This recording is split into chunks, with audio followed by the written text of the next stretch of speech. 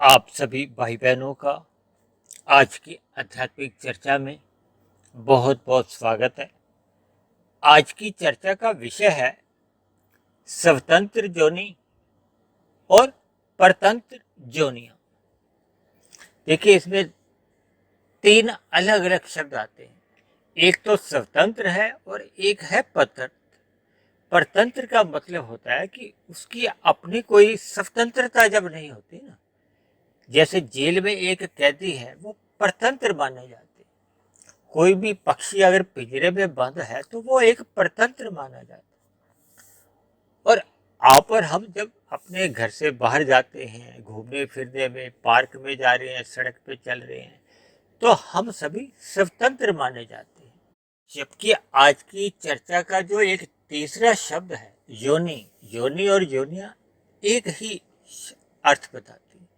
यानी कि हमने स्वतंत्र के साथ तो योनि शब्द लिखा है, तो इसका अर्थ ये माना जाना चाहिए कि एक ही योनि है, क्योंकि शास्त्रों में 84 लाख प्रकार की योनियां बताई गई और स्वतंत्र योनि केवल और केवल मनुष्य योनि को कहा जाता है और शेष सभी योनियों को परतंत्र योनियां कहा जाता है।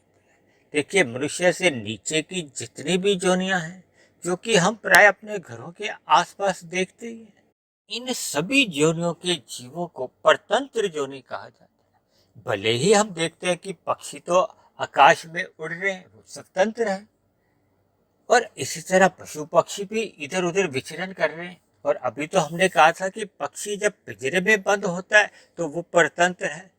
लेकिन यहाँ परतंत्र और स्वतंत्र का अभिप्राय है कि कर्म करने से, यानी कि एक मनुष्य अपने कर्म करने के लिए स्वतंत्र है और शेष जितने भी जोनियां हैं, यानी कि 84 लाख जोनियों में चाहे वो नीचे की जोनियां हैं, चाहे वो मनुष्य से ऊपर की भी जोनियां हैं। देखिए, ऊपर की जोनियों में अक्सर हम शास्त्रों के अनुसार देवी देवताओं की एक पूजा अर्चना करते हैं। उनसे हम विभिन्न प्रकार के अपने लाभ के लिए या अपने दुख दूर करने के लिए उनकी आराधना भी करते हैं। लेकिन शास्त्रों में ये ऊपर की सभी जोनियों को भी एक परतंत्र कहा गया है। देखिए, एक साधारण शब्दों में जब हम स्वतंत्र और परतंत्र में भेद करते हैं तो स्वतंत्र की एक महत्ता है ना, जबकि परतंत्र की फिर महत्ता नहीं है। उसके एक तुलनात्मक सापेक्ष दृष्टिकोण से अगर हम उस पर विचार मंथन करते हैं, यानी कि मनुष्य योनि जो आपको और मुझे मिली हुई है, ये एक अपने आप में बहुत ही एक महत्वपूर्ण योनि है, क्योंकि आपको और हमें कर्म करने की स्वतंत्रता मिली है। मैं तो अक्सर इसको एक राजा योनि के नाम से भी कहता हूँ। जैसे फलों में आम को राजा कहा जाता है ना, इसी तरह फूलों में गुलाब को राजा कहा जाता है। इसी तरह ये मनुष्य योनि को आप राजा योनि समझो, और आप और हमें तो देखिए मनुष्य योनि मिली हुई है। तब ऐसी स्थिति में हमें इस मिले हुए अवसर का या मनुष्य योनि का एक लाभ उठाना चाहिए। देखिए, लाभ क्या है, क्योंकि मनुष्य योनि को कर्म योनि भी कहा गया है, क्योंकि अभी हमने बात की ना कि स्वतंत्र योनि है। किसने? कर्म करने की स्वतंत्रता, यानी कि हम पाप कर्म भी कर सकते हैं, पुण्य कर्म भी कर सकते हैं और निष्काम भाव से भी कर्म कर सकते हैं। शास्त्रों में ये तीन प्रकार के कर्म कहे गए हैं। एक होता है क्रियामान कर्म, जो आप और हम दिन प्रतिदिन हर क्षण लगभग करते ही रहते हैं, और जो क्रियामान कर्म करने की ही आपको हमें स्वतंत्रता है। शेष जो अभी कर्म है जिस पर अभी हम बात करते हैं, वो एक प्रारब्ध कर्म माने जाते हैं और संचित कर्म माने जाते हैं। देखिए, हम अपने जीवन में हर क्षण इतने कर्म करते जाते हैं, इतने कर्म करते जाते हैं, और आपका हमारा मिला हुआ जीवन तो देखिए 80-100 वर्षों का है। और चाहे भले ही 100 वर्ष से अधिक उम्र के भी आपने अपने जीवन में देखे होंगे, लेकिन अक्सर जो आपके हमारे जो एक कर्म होते हैं वो 80-90 वर्ष तक ही सही सही हो पाते हैं। यहाँ किए गए कर्म का अभिप्राय उन कर्मों से है जिनका कर्माशय बनता है।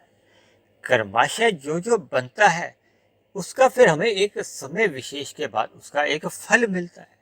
देखिए, पाप कर्मों का हमें दुख रूपी फल मिलता है और पुण्य कर्मों का हमें सुख रूपी फल मिलता है। तो ये फल कैसे मिलते हैं, इस पर पहले हम बात कर लेते हैं। देखिए, हम जितने भी कर्म करते हैं उसका जिन कर्मों का फल हम इसी वर्तमान जीवन में ही भोग लेते हैं।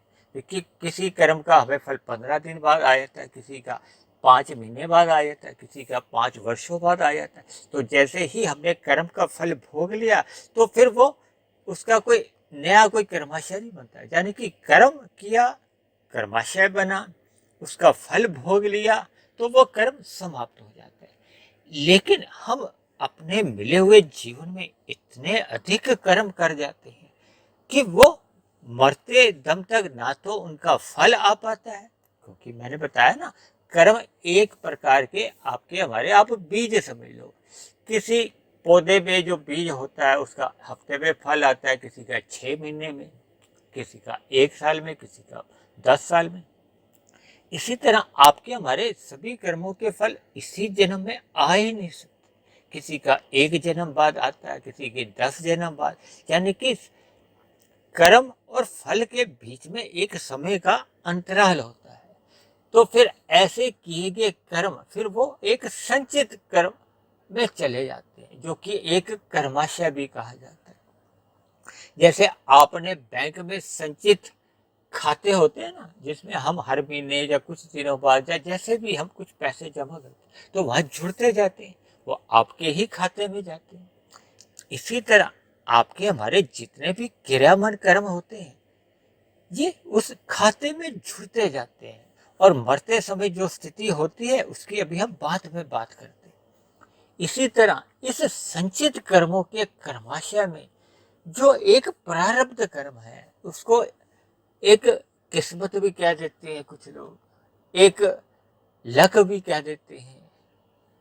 यानी कि जो जन्म के साथ ही परमात्मा की एक व्यवस्था द्वारा, प्रकृति की एक व्यवस्था द्वारा जन्म के साथ ही हम एक प्रारब्ध लेके आते।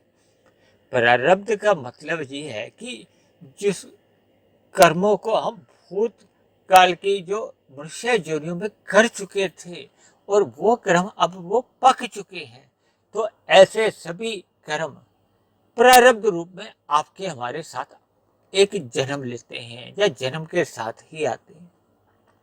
तभी तो देखिए, आपने देखा होगा किसी का जन्म गरीब परिवार में हुआ है, किसी का फुटपाथ पे हुआ है, किसी का बहुत ही अमीर घराने में हुआ है, किसी की एक कुछ विशेषताएं हैं शरीर की, कुछ अच्छा शरीर मिला है, रंग काला गोरा, जब विभिन्न प्रकार की हम योग्यताएं लेकर आते हैं। कईयों की बुद्धि बहुत तीव्र होती है, कईयों की मंद बुद्धि होती है, कहीं कहीं कुछ स्थूल शरीर की इंद्रियां अपंग भी होती हैं। यानी कि विभिन्न स्थितियों के साथ जब एक जीव जन्म लेता है, यानी कि मनुष्य जन्म लेता है, तो वो विभिन्न प्रकार की विषमताएं देखी जाती है। देखिए, संसार में आपने देखा ही है, कोई ऐसे माता पिता के यहाँ जन्म लेता है जो बहुत ही विद्वान है, धनवान है, और कुछ ऐसे माता पिता के यहाँ जन्म लेते हैं जो अनपढ़ हैं, गंवार हैं, या विभिन्न प्रकार से एक आर्थिक दृष्टिकोण से गरीब हैं, या विभिन्न प्रकार की देखिए ये स्थितियां आ सकती हैं। मान सकते हो, आप देखते हो कि इस संसार में 900 करोड़ से अधिक लोग हैं, तो जितने भी लगभग परिवार हैं सबकी स्थितियां अलग अलग हैं। ये होता है प्रारब्ध। ये कोई ऐसा नहीं है कि इसके लिए हमने कभी कर्म किया नहीं, क्योंकि कोई भी फल आता है तो वो बिना कर्म के नहीं आता।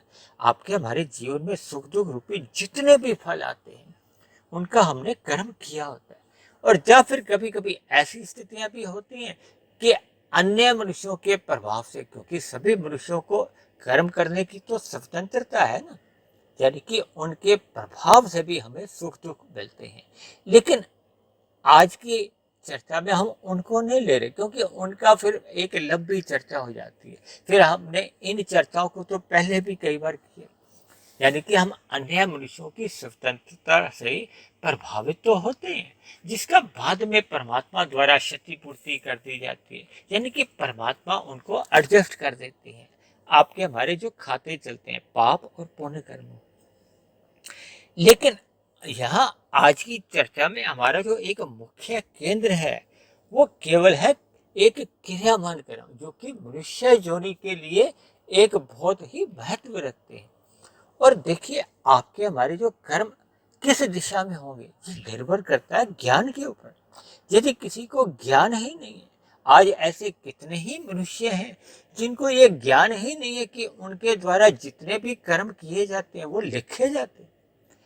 आज एक कर्म आप कोई अपने बंद कमरे में कर रहे हो जिसका प्रभाव अन्यों पे नहीं पड़ता, तो ऐसे किसी कर्म का कोई एक कर्माशय नहीं बनता।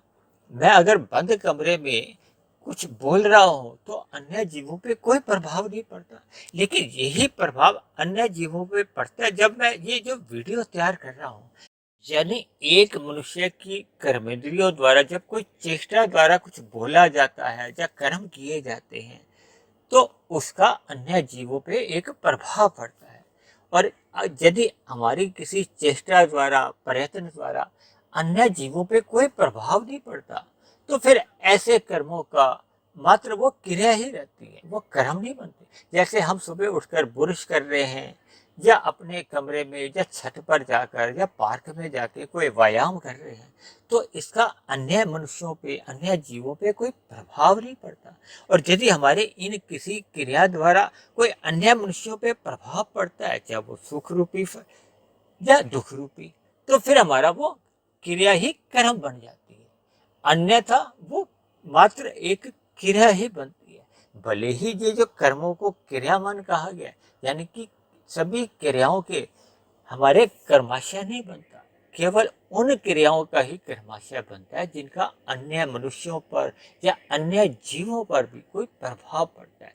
अनुकूल अच्छा उनका हित होता है, उनको सुख मिलता है तो हमारे पुण्य कर्मों का कर्माशय बनता है। यदि उनको पीड़ा होती है, दुख होता है, तो हमारा पाप कर्मों का कर्माशय बढ़ता है।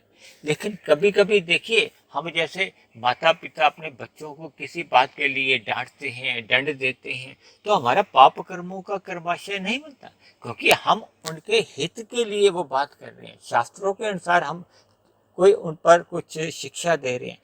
यानी दूसरे आसान शब्दों में आप यूं भी समझ सकते हो कि क्रियामान कर्म जो नए कर्म होते हैं उनका हमारा आपका एक कर्माशय बनता है। लेकिन इसी कर्माशय के साथ साथ हमारे आपके संस्कार भी बनते हैं। देखिए जब हम मानसिक रूप से कोई कर्म करते हैं, कभी कभी हम राग पूर्वक कुछ चिंतन करते हैं, कभी कभी हम द्वेष पूर्वक चिंतन करते हैं, तो राग और द्वेष का जो मानसिक रूप से होता है इसका कर्माशय तो नहीं बनता, लेकिन संस्कार इनके भी बनते हैं। और संस्कारों के बारे में तो देखिए कहा जाता है और अक्सर हमने चर्चा की है कि संस्कारों से फिर हमारे मन बुद्धि में फुरने जागते हैं, विचार आते हैं, वृत्तियां उठती हैं। वो फिर उन स्थूल शरीर की इंद्रियों को, कर्मेंद्रियों को निर्देश देती है, कभी कभी बाध्य भी कर देती है। यानी कि आपके हमारे जो मानसिक कर्म भले ही कर्माशय रूप में नहीं आ जाते, लेकिन उनके जो संस्कार बनते हैं, फिर संस्कार से जो फुरने उठते हैं, फिर उन फुरनों से जो नए कर्म होते हैं, यानी कि जो नए क्रियामान कर्म होते हैं, तो यानी कि हमारे आपके जो मानसिक कर्म भी भले ही कर्माशय का प्रत्यक्ष रूप से धारण नहीं होता, लेकिन अप्रत्यक्ष रूप से वो भविष्य में हमसे कर्म करवाते हैं। और फिर जैसे ही वो स्थूल रूप से कर्म हो जाते हैं फिर उनका कर्माशय बनता है, फिर उनके नए संस्कार और बनते हैं। यानी कि संस्कारों की और कर्माशय की एक अलग अलग स्थितियां होती हैं।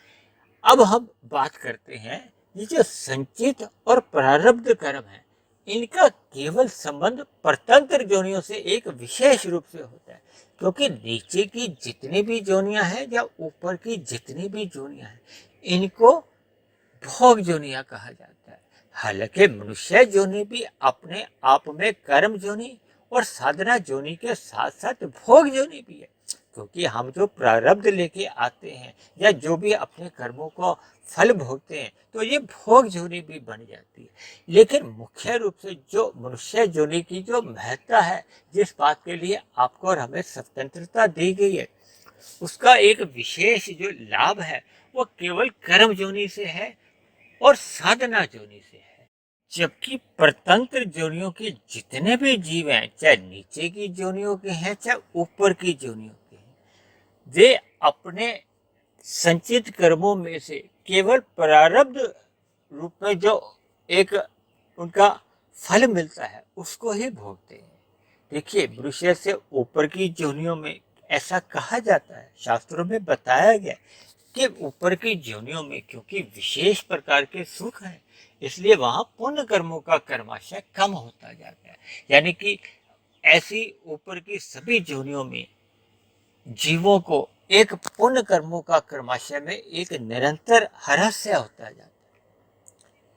लेकिन नए जितने भी उनके द्वारा क्रियाएं होती हैं, वो भले ही परमात्मा की प्रेरणा से देवी देवताओं द्वारा जो आपके हमारे लिए जो सुख सुविधा के साधन जुटाए जाते हैं, विभिन्न प्रकार की जो भौतिक शक्तियां हैं, देखिए सूर्यदेव हमें प्रकाश देते हैं, इसी तरह वर्षा है, वायु है, इन सभी देवी देवताओं द्वारा एक साधारण मनुष्य के लिए जो सुख सुविधा के साधन दिए जाते हैं, ये मात्र एक परमात्मा की प्रेरणा से ही किए जाते हैं। ये मात्र एक क्रिया ही माने जाती है।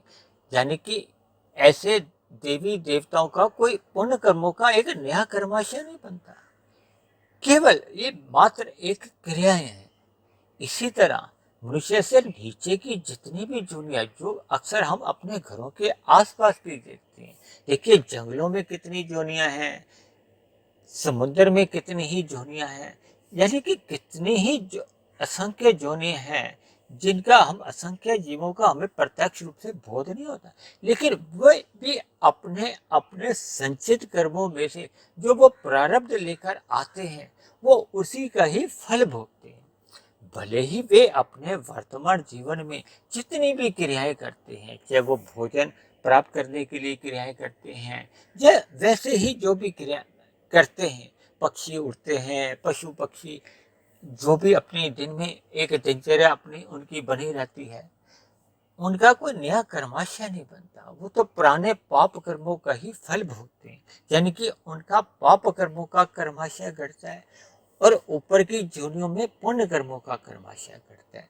और जबकि मनुष्य जोनि में आप और हम जो प्रारब्ध रूप में लेके आते हैं सुख और दुख, वो भी हमारा एक कर्माशय घटता है।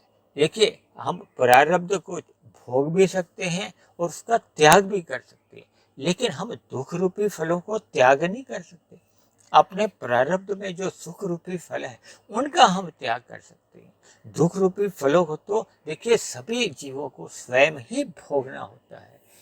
अब हम बात करते हैं कि ये जो परतंत्र जोनि है इनका अभिप्राय केवल संचित कर्मों से और प्रारब्ध कर्मों से ही होता है। यानी कि क्रियामान कर्म इनके लिखे ही नहीं जाते। एक कुत्ता बिल्ली को खाता है या बिल्ली चूहे को खाती है या कुत्ता इंसान को भी काट लेता है तो उनका कोई पाप कर्मों का कर्माशय नहीं बनता।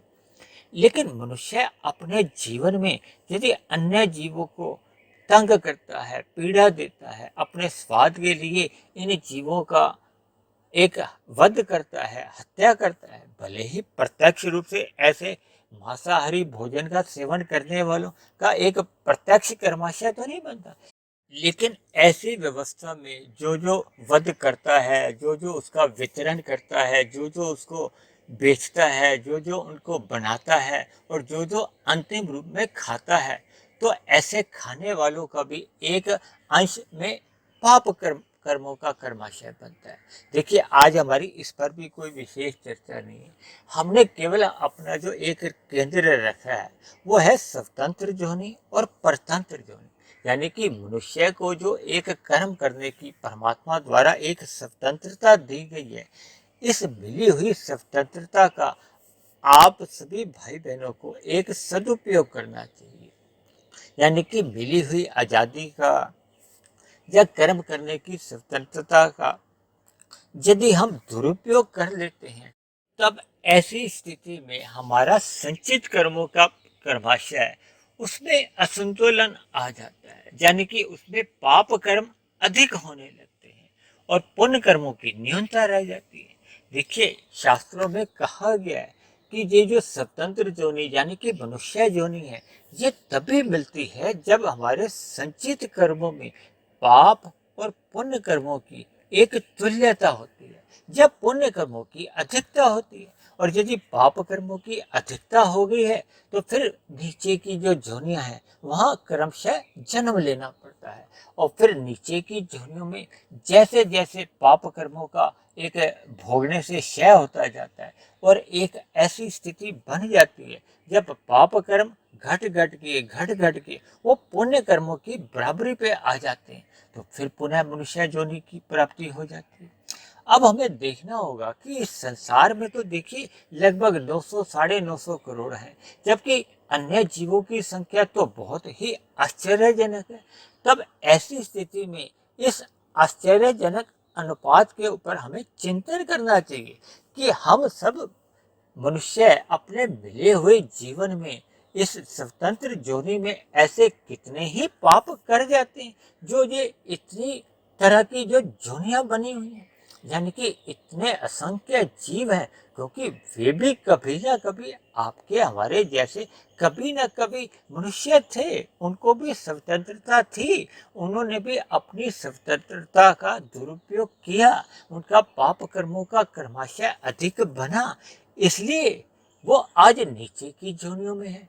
भले ही परमात्मा की एक ऐसी व्यवस्था है, देखिए मनुष्य जोनि में मरने के बाद ही भले ही हम कहीं भी नीचे की जोनी में जाते हैं, लेकिन उस जोनी में जन्म लेने के साथ ही हम पुनः मनुष्य जोनी पाने की एक पंक्ति में खड़े हो जाते हैं, क्योंकि हम पुनः से जैसे जैसे हमारा पाप कर्मों का कर्माशय घटेगा, तो फिर हमारा नंबर जल्दी जल्दी आने लगता है।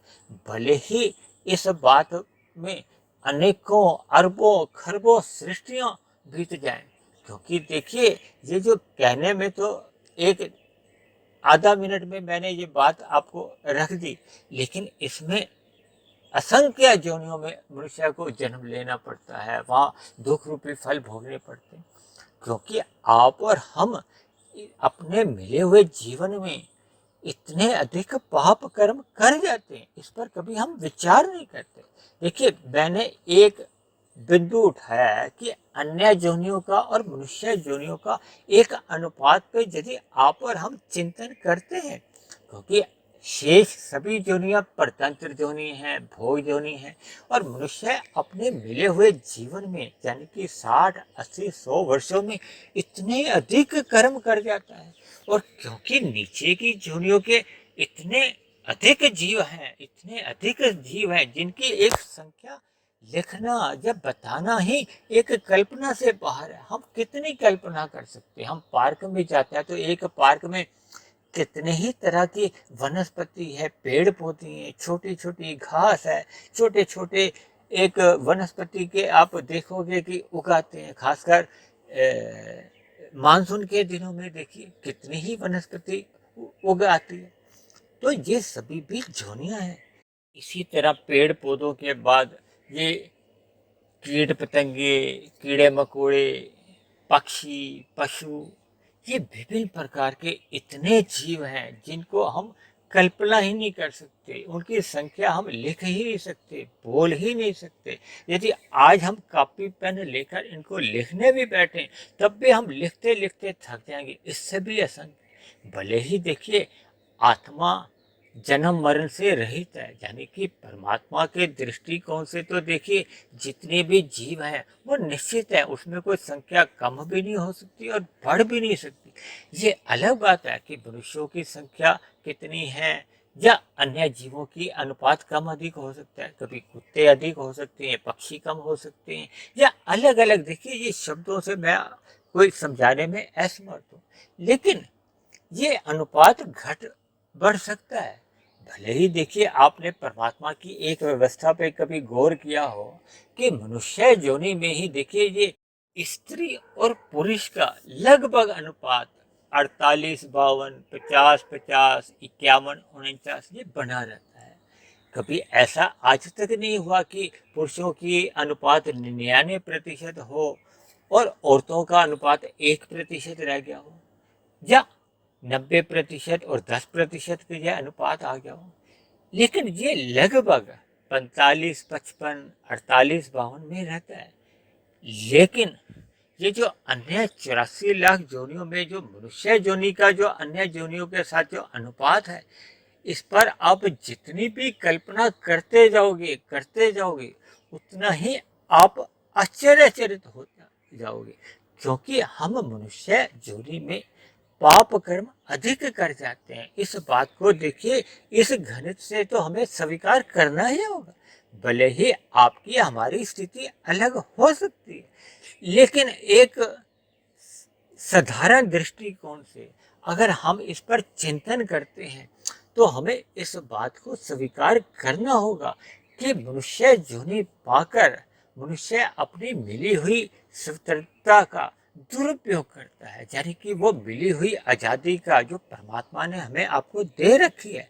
हो सकता है आपके मन में विचार आ रहा हो कि फिर परमात्मा ने आपको हमें स्वतंत्रता ही क्यों दी है। देखिए, अगर परमात्मा आपको और हमें मनुष्य जोनि में स्वतंत्रता ही नहीं दे तो फिर ये कर्म फल सिद्धांत का तो कोई मतलब ही नहीं रहता, क्योंकि केवल मनुष्य जोनि को ही हमने कहा ना स्वतंत्र जोनि कर्म करने के लिए, शेष सभी परतंत्र जोनि है। ये तो देखिए अनादि काल से ये एक व्यवस्था चलती आ रही है, यानी कि मनुष्य जोनि पाकर हम जैसे जैसे साधना करते हैं तो फिर साधना करते करते यदि हम अपने सूक्ष्म शरीर और कारण शरीर को यदि हम स्थूल शरीर के रहते रहते अगर समाप्त कर लेते हैं, यानी कि हम अपने संचित कर्मों का कर्माशय और जो अपने जो वासना रूपी संस्कार है, इसमें देखिए कर्माशय तो देखिए अनंत है, इसलिए ये समाप्त करना आपके हमारे लिए संभव ही नहीं है। लेकिन परमात्मा ने एक ऐसी व्यवस्था रखी हुई है कि यदि मनुष्य अपने वासना रूपी संस्कारों को, यानी कि अज्ञानता के संस्कार या बुरे संस्कारों को यदि हम समाप्त कर लेते हैं तो फिर ऐसे में हमारा जो बना हुआ कर्माशय है वो समाप्त ही समझा जाता है। यानी कि जैसे ही हमारे अज्ञानता के संस्कार कारण शरीर से समाप्त हो जाते हैं, यानी हमारी 100%, 100% विवेक शक्ति जागृत हो जाती, हम ज्ञान की स्थिति में आ जाते हैं, तब ऐसे में हमारे जो बुरे संस्कार हैं वो दग्ध भी हो जाते हैं, यानी कि कारण शरीर फिर वो समाप्त मान लिया जाता है। तो फिर जब कारण शरीर अपने आप में समाप्त हो जाता है तो फिर उनसे सूक्ष्म शरीर यानी मन बुद्धि में कोई नए फुरने भी नहीं उठते, नए विचार भी नहीं आएंगे। तो फिर ऐसे में देखिए सूक्ष्म शरीर भी समाप्त हो जाता है और मनुष्य स्थूल शरीर के रहते रहते फिर मायातीत हो जाता है, क्योंकि आपका हमारा जो जन्म है स्थूल शरीर के मरने के बाद कैसे मिलता है। हमारा सूक्ष्म शरीर और कारण शरीर में जैसे जैसे कर्माशय बना होता है, जैसे जैसे आपके हमारे संस्कार बने होते हैं, तो परमात्मा द्वारा हमें एक नई जोनी मिल जाती है। देखिए, मनुष्य जोनी तभी मिलती है कि जब पाप और पुण्य कर्मों की कम से कम तुल्यता होती है, या इच्छा रहने पे मनुष्य जोनी मिलती है यदि हमारे संचित कर्मों में पुण्य कर्मों की अधिकता है, यानी पुण्य कर्मों की अधिकता होने पे और यदि ऊपर की जोनियों में जाने की इच्छा है तो फिर ऊपर की जोनियों में भी जन्म हो जाता है। यदि ऊपर की जोनियों में जाने की इच्छा ही नहीं है, क्योंकि साधना करने वालों की कभी भी सुख भोगने की तो इच्छा ही नहीं होती, क्योंकि वो तो पहले ही निष्काम भाव से कर्म कर रहे होते हैं, यानी कि अपने प्रारब्ध में भी जो मिले हुए सुख रूपी फलों का वो त्याग कर देते हैं और ऐसे में वो नए कर्म निष्काम भाव से करते हैं। तो ऐसे सभी साधकों की या साधना करने वाले मनुष्यों की जो स्थिति होती है वो सुख रूपी फल भोगने की होती ही नहीं, इसलिए उनकी इच्छा तो सदा ही यह बनी रहती है कि वो मायातीत हो। इसके लिए देखिए, हम मनुष्य योनि में जितनी अधिक साधना कर लेते हैं, जैसे हमारी आपकी आध्यात्मिक साधना 70% हो चुकी है, तो फिर ऐसे में वो अगले मनुष्य जोनि में शेष बची हुई 30% की यात्रा जब कर लेते हैं तो फिर वो परमात्मा को पा लेते हैं। यदि वो अगले जन्म में फिर से 20% की यात्रा कर लेते हैं तो उनकी 90% की यात्रा पूर्ण मानी जाती है और शेष 10% की आध्यात्मिक यात्रा पूर्ण होते ही फिर वो मायातीत हो जाते हैं। फिर वो परमात्मा के आनंद में एक लंबे काल के लिए, मोक्ष काल में कहो, मुक्ति काल में, आनंद काल कहो, किन्हीं भी शब्दों से आप परिभाषित कर सकते हो, यानी कि फिर वो परमात्मा के आनंद में विचरण करते हैं।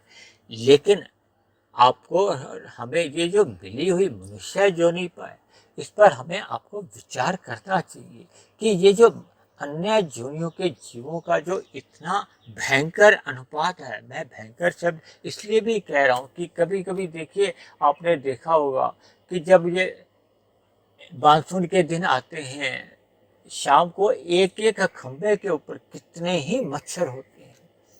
ऐसे कितने ही खंबे दिल्ली में हैं, ऐसे भारत में हैं, ऐसे विदेशों में भी देखिए कितने ही असंख्य जीव हैं जिनको हम एक कल्पना नहीं कर सकते।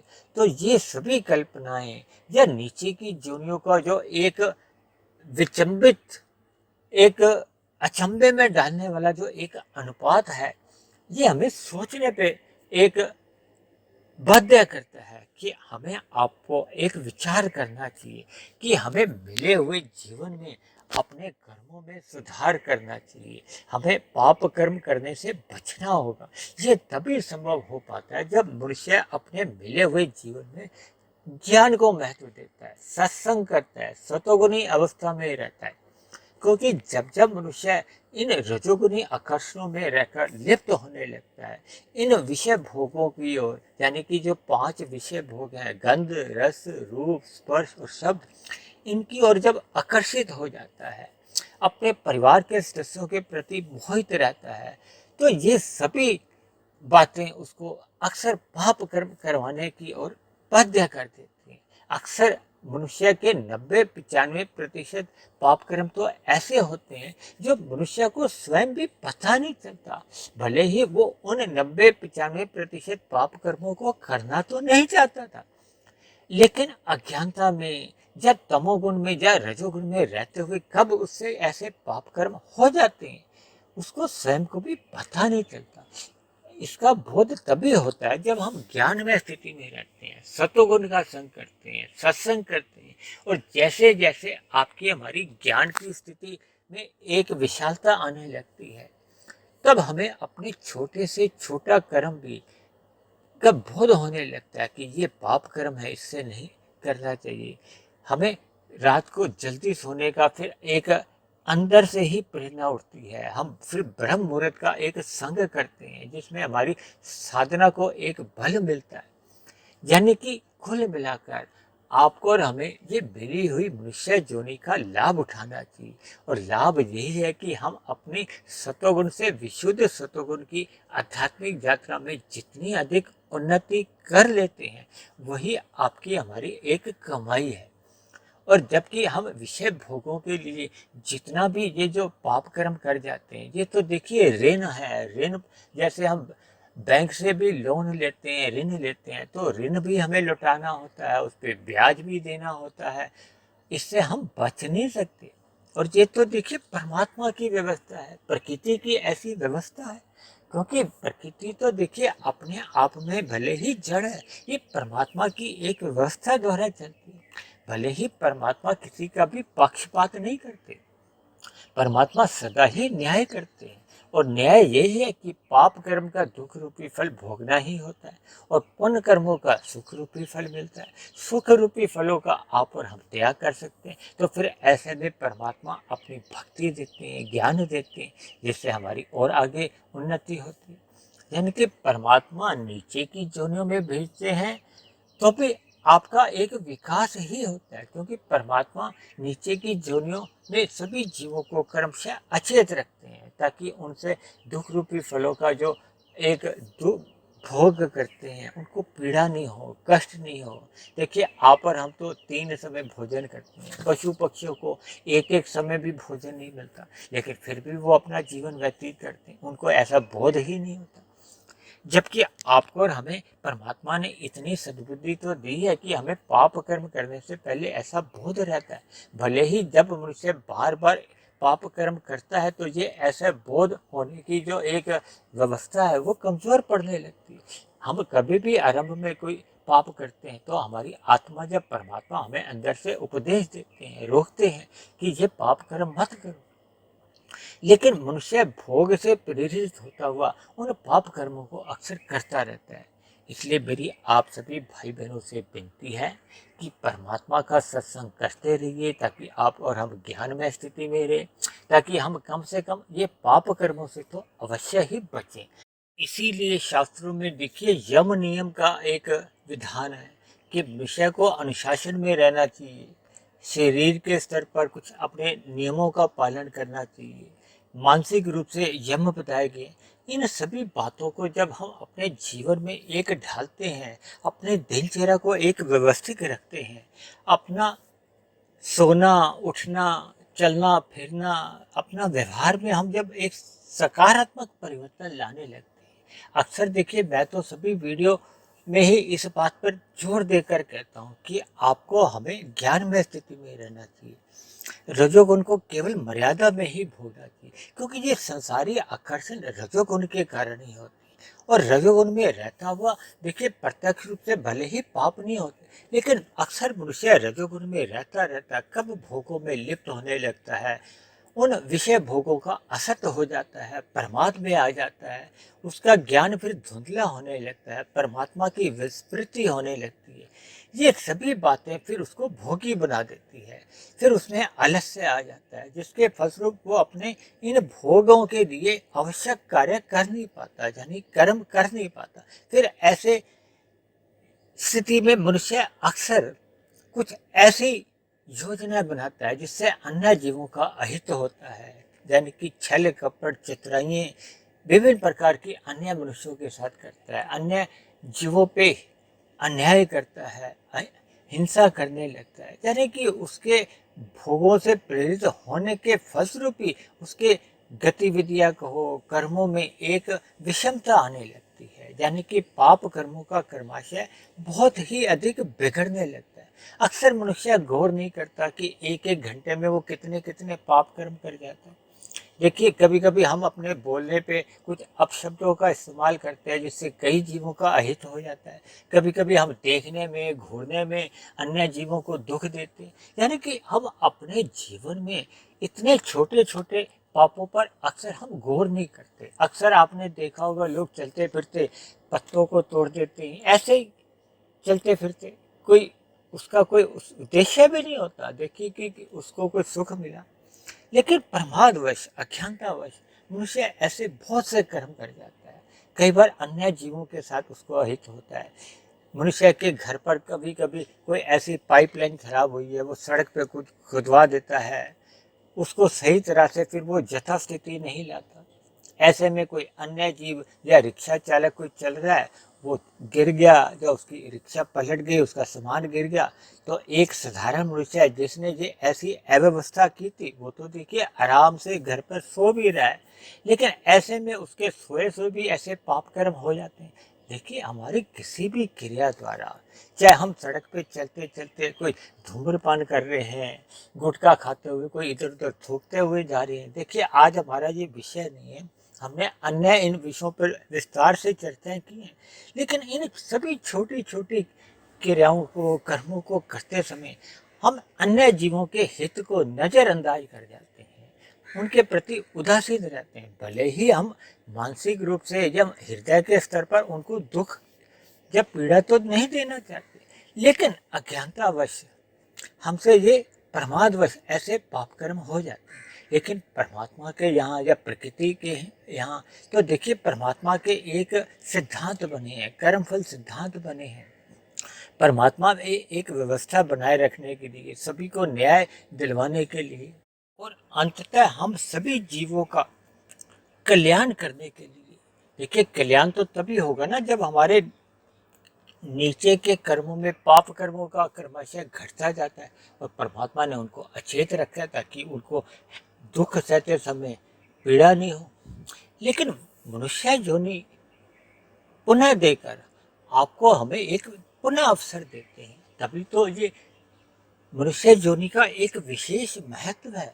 देखिए, मनुष्य योनि के पाने के लिए ये सभी जो नीचे की योनियों के जीव एक कतार में लगे हैं, पंक्ति में लगे हैं, अपने अपनी एक परीक्षा कर रहे हैं कि कब उनको मनुष्य योनि मिले। लेकिन आपको और हमें तो देखिए मनुष्य योनि मिल चुकी है।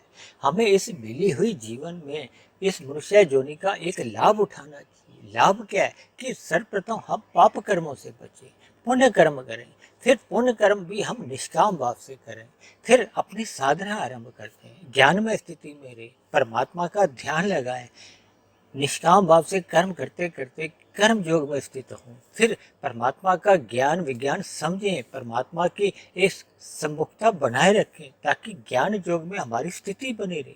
परमात्मा से फिर हमारी प्रीति सहज ही होने लगेगी, यानी कि भक्ति योग आरंभ हो जाता है। भक्ति योग में ही हमारे आपके जो कारण शरीर में बुरे संस्कार होते हैं वो दग्ध बीज होने लगते हैं, यानी कि मनुष्य की स्थिति में निरंतर सुधार होता जाता है, उसकी आध्यात्मिक उन्नति होती जाती है और एक दिन ऐसी स्थिति बन जाती है कि जब मनुष्य मायातीत हो जाता है और मरने पे फिर आनंद काल में कहो, मोक्ष काल में, फिर परमात्मा के आनंद में एक वो विचरण करता है।